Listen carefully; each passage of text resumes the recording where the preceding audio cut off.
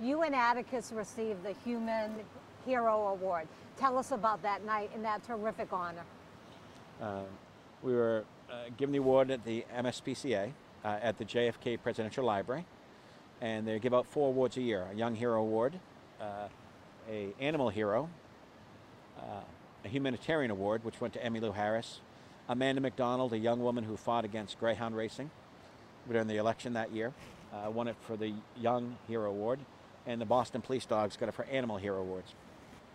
It's so funny that Tom Ryan and Atticus M. Finch are co-recipients of the Human Hero Award, because it took 2 dogs and a very incredible breeder to make me more human. And one of the things that I did with Max, and I talk about this in the story, Max never got to see the places Atticus got to see. But I wanted Max to have a life, and I wasn't sure why I saved most of his ashes.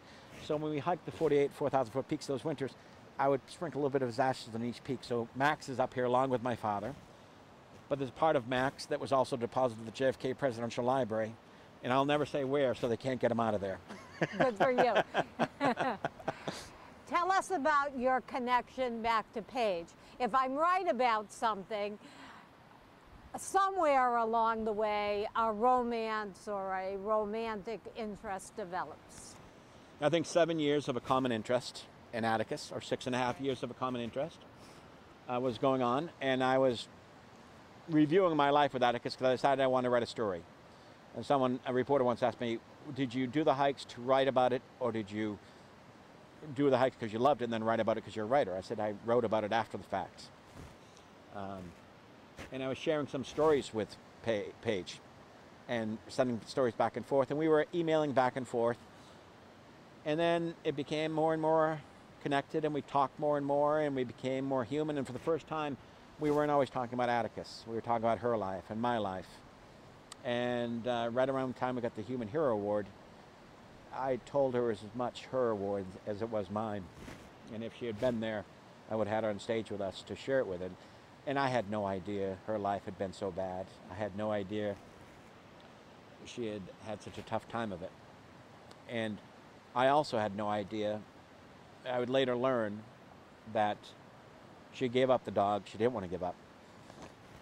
And she would tell me in those months before, right after we got the award, and I got to know her better, that every time she sent a puppy off to live with somebody, she'd feel she was sitting on the shore and sending off each puppy in a little boat to go live a life where they were loved and happy and connected and safe and nurtured.